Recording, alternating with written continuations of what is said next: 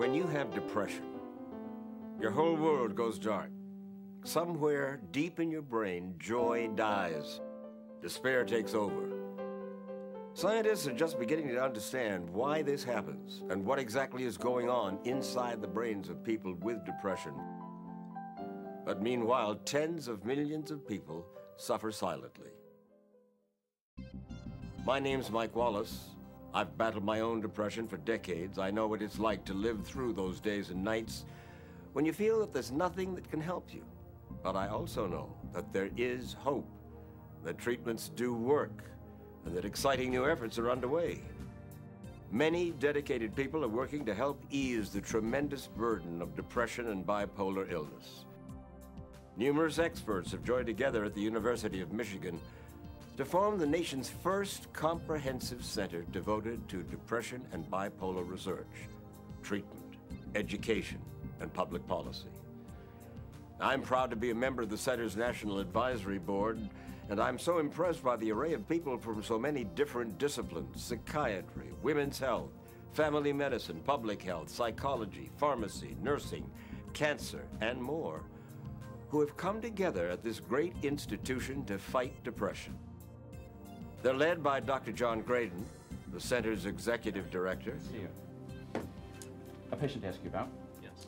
When you have an illness that starts in younger ages, gets worse over time, and basically is most treatable in its earliest, mildest stages, it becomes vital to find it early, intervene early, and to prevent progression. Those are really the hallmarks of the University of Michigan Depression Center. And so he comes in, and he's not... By joining forces and talents, the University of Michigan Depression Center is building new knowledge, new clinical programs that apply that knowledge, and new bridges to families, companies, government agencies, schools, communities. And it's leading the fight to reduce the stigma associated with depression. And now the U of M Depression Center is building a new home where leaders from an array of specialties will study and treat depression across the lifespan, from infancy to our older years. One of the many people working on this blueprint is Dr. Bonnie Haggerty, a professor of nursing whose work focuses on seeing depression not as a series of isolated episodes, but rather as a lifelong or chronic condition that needs to be managed over time.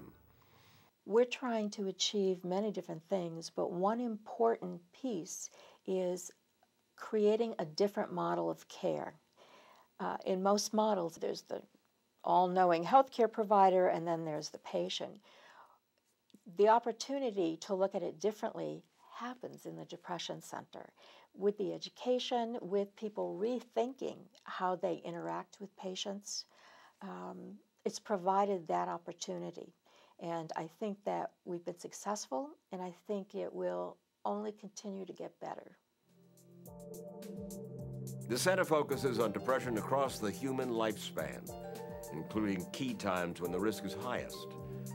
Together, the center's members are exploring new ways to find and treat depression in pregnant women and new mothers, in adolescents and college students, in people with major illnesses such as cancer or heart disease, and in the elderly.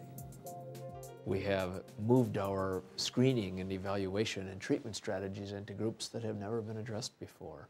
We have developed new treatment strategies that cross boundaries where people have never talked with each other before. We have developed strategies to translate those into populations that have just been ignored in the past. And we've moved into community and corporate settings where the cost and the consequences to our entire society are really an everyday occurrence. And if we've done this in 3 years, think of where we can go in the future.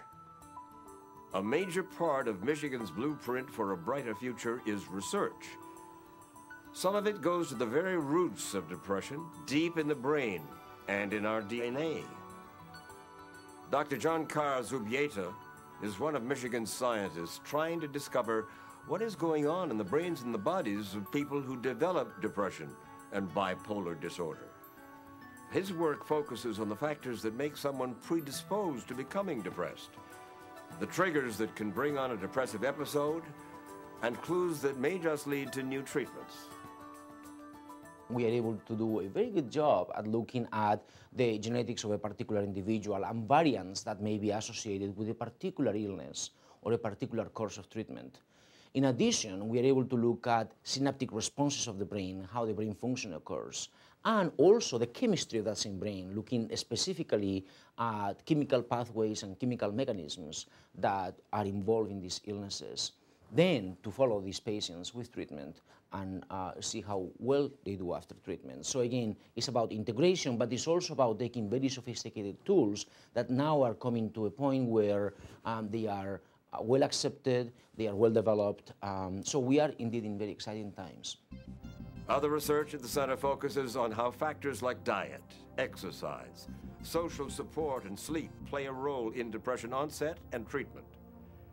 Dr. Roseanne Armitage specializes in studying disturbances in sleep cycles and biological rhythms among people with depression and bipolar disorder. As one of the newest members of the team, she says that Michigan's Depression Center provides a great environment for discovery. I've been able to move my research in a couple of new directions that I certainly hadn't planned on before I got here. And I've been really, really impressed with the strong collaborative thread that runs through the department and through the Depression Center in particular that allows all of us to expand the scope of our research and flat out do better work. There's no doubt that research helps people with depressive and bipolar disorders. We've made great strides. If we're going to do it better, we need to do more of each of the pieces: basic research, genetics, molecular, clinical research, and really outcome and monitoring research. But the key ingredient is, how do we put these together? How do we end up actually translating what's learned in laboratories? To do that, you've got to have networks where the individuals sit down and talk with each other, exchange ideas, write grants together, do projects together. Then the knowledge flows from those settings to the actual patient and family, and only then do you see the difference. Of course, it's a lot easier to have this kind of exchange between the scientists, the clinicians, and others if you have one place for them all to interact. You also want a place where patients will feel welcome, and their families too. Now the U of M Depression Center is building such a place. Scheduled to open in 2006, it will provide a home for many of the center's activities.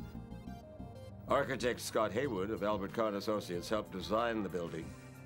Well, actually, right now we're standing on the exact site where the building will be constructed. And today it may be nothing more than an empty field, but very soon it will be home to the nation's first depression center of its kind. And I truly can't think of a better environment than this very serene, natural setting for a building of this nature to be constructed. And we will be preserving a lot of these wetlands, which is a great feature. And you also can't beat the free parking that comes with all this space as well. We wanted this building to be the exact opposite of what one might associate with the darkness of depression. So we've incorporated a lot of glass on the exterior to bring in as much natural daylight to the interior as possible. And in fact, we've included a lot of this glass at the main entrance so that the main entry of the building, in the daytime it shimmers like a jewel with the sunlight bouncing off of it, and at night it glows like a lantern, naturally drawing people to the main entry. And on the inside of the building, we've incorporated a lot of very spacious, welcoming atriums, which will be flooded with daylight. We've also included a lot of collaborative workspaces where people working in the building can come together and work towards the common mission of the center.